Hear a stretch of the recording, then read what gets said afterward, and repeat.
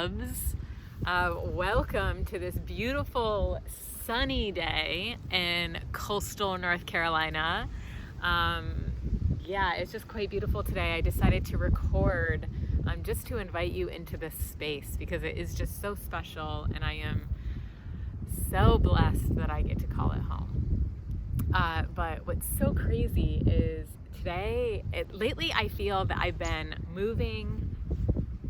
It's so weird how you experience deep surrender, right? You go through like a period of time in which you surrender so deeply and you think it's over. Like you think that you've learned, and then Spirit's like, no, you're gonna go deeper this time.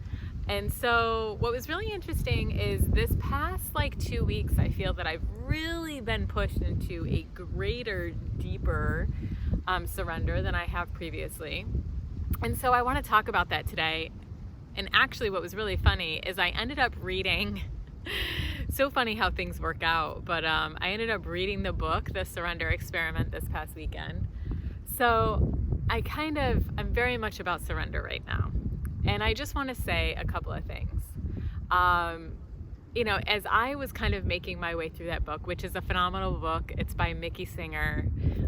He has a phenomenal story, and it's very detailed in that book. So even if you're just curious about him or his journey, his life story, I would definitely recommend reading the book. It's phenomenal either way. I'm not joking when I say that I read it in less than 24 hours.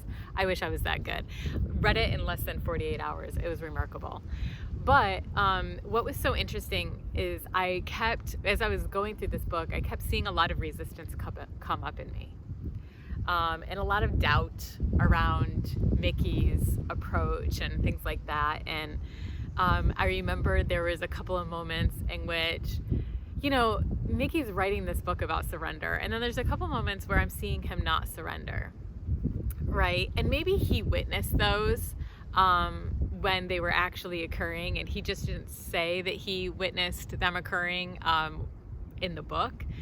But it brought to mind this question of, when do we surrender and when do we not surrender? And can we really, truly, fully surrender all the time and trust? And so I kind of had to navigate. Well, actually what I did is I did a lot of reflection on my own process. And there's a boat going behind me, so I'm just gonna let that pass.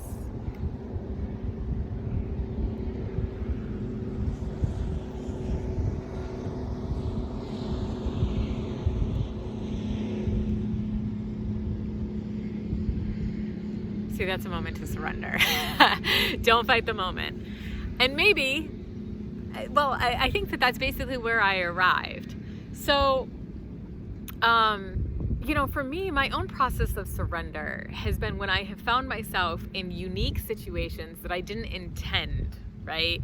They're situations that I didn't manifest, or if I did manifest them, I manifest them unknowingly, unconsciously. And so I think where I've kind of arrived within my own surrender is what I've kind of witnessed myself doing, which is, if I feel something, I honor it by surrendering to it. And that includes desire. I think that so many people put such a negative spin on desire. And I think desire is so important. It's an important aspect of our soul's evolution. I think without desire, I think really Source uses desire to help us expand and to move deeper into our awareness of being a spiritual being, to help us move deeper into our understanding of who and what we are. So, to me, I'm like, I don't know, as though, Mickey says in the book that when he found himself surrendering his preferences, for example, I'm going to use a really strong example from the book. So Mickey comes home from traveling and he has 10 acres of land, and he's built himself a very small, modest home on the land. And when I say small, I mean small. It's like a cabin, just basically a square box.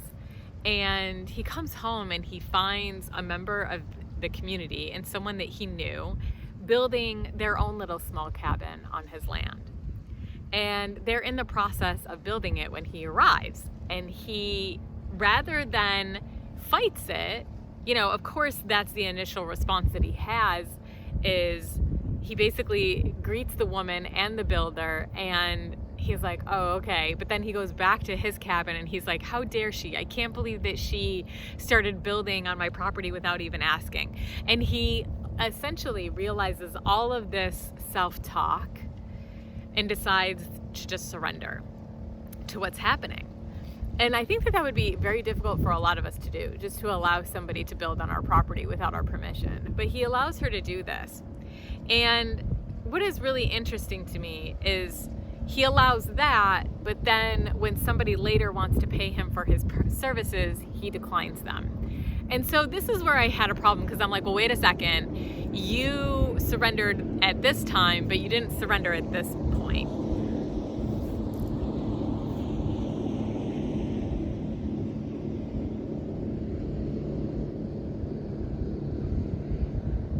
And clearly, he didn't want somebody to build on his property. That was his personal preference. And then at the other time, he didn't want somebody to pay him. That was also his personal preference. So I realized, I'm like, okay, he's not really surrendering to preferences. What he's doing is he's saying that it's important to create the space so that we can identify and hear those preferences. I love this little sailboat tugging this little raft. It's adorable. It's like a perfect day for sailing today, because like the wind is. But so that's what he's saying. He's saying for us to recognize that. And I think that that's really important. I think it's important also for us to ask, where do our desires come from? And I know a lot of us, once you have pursued your desires enough, this is why I think desires are so important as like part of the path to awakening, is because once you have realized that you're this beautiful being that is extremely vibrational and that can attract any manifestation into your life, you then start to learn that no amount of you acquiring the things that you wanted, no amount of you actually responding and acting on those desires has actually contributed to your everlasting fulfillment. It's not like it puts you in a constant state of bliss. It's not like if I went out and won the lottery tomorrow, that I would never know despair, that I would never know sorrow, that I would never know sadness or fear or doubt. No. So once you start to kind of understand that nothing in this life, nothing external from you can give you that, then the cravings do start to disintegrate. You kind of learn that that life is moving through you, and that life is moving all the way around you, right? Every direction you look, life is being embodied.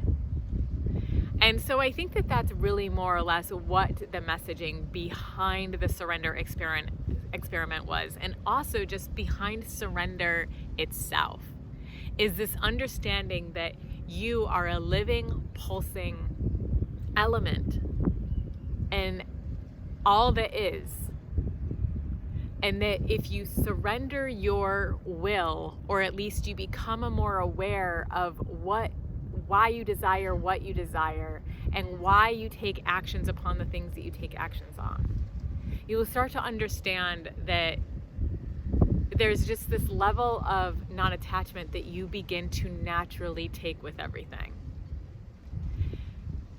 And you just start to surrender. You start to allow life to flow through you more and to move you towards things that are for the greater benefit of all. It's not a conscious place, though. This creating connected was not a conscious desire that I had. It was not something where when I was, when podcasting became a thing, I was like, oh, I'm going to become a podcaster because that's what I want.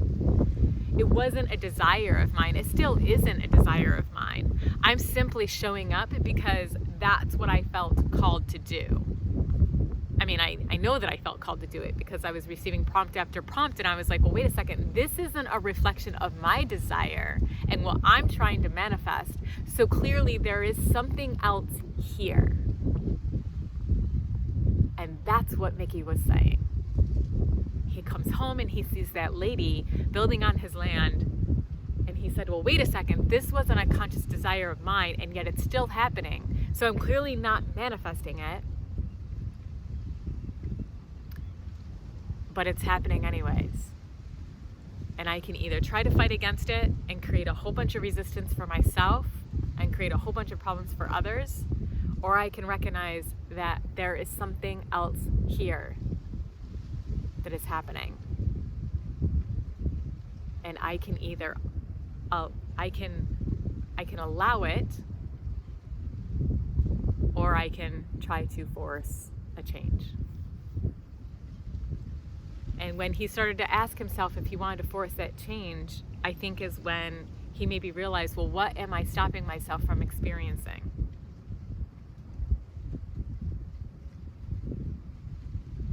And so I ask today that you consider that.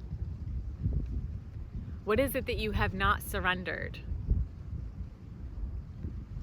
And if it's something that you feel called to, if it's something on your heart that's been knocking on your brain and getting your brain to try and open, which I feel a lot of us are experiencing at this moment in time with this Leo full moon,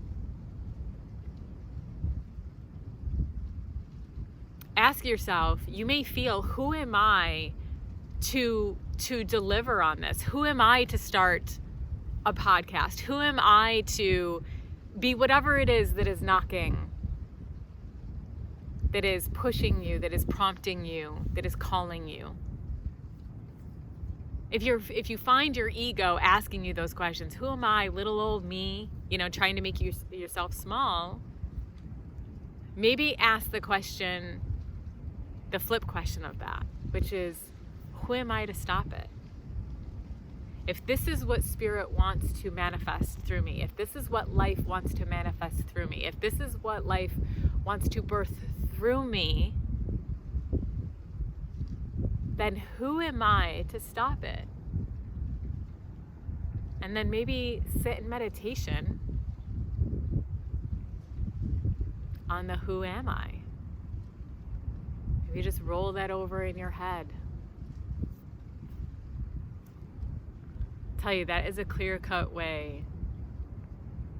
It's like a fast track to, I don't want to say enlightenment, but it's a fast track to awareness for sure.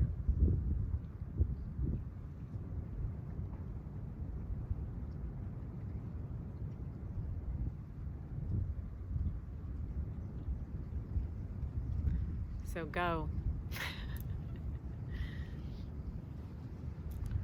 Let life enter your being. Embody life. Embody the source, the spirit, the energy that is trying to move through you.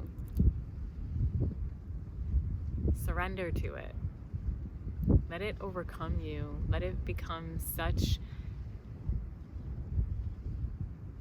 an innate part of your being.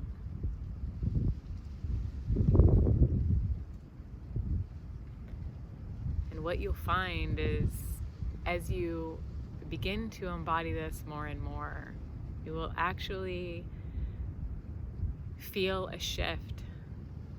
And it might even be very physical. Sometimes I feel like where I feel that my skin, right, is the beginning of my physical body, it is not. That's where I kind of feel like my body itself gets lighter. It becomes more fluid. It's not like, this is my body, that stop. No. When you start to realize that you are part of the whole, there's kind of this expansion that happens, where you understand that you're just moving with the flow of life. These palms that are behind my camera are not fighting against the wind. They are allowing it to move through it freely.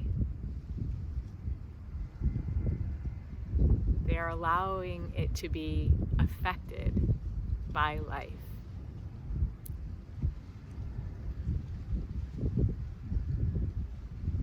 Okay, friends. I love you. Go be life.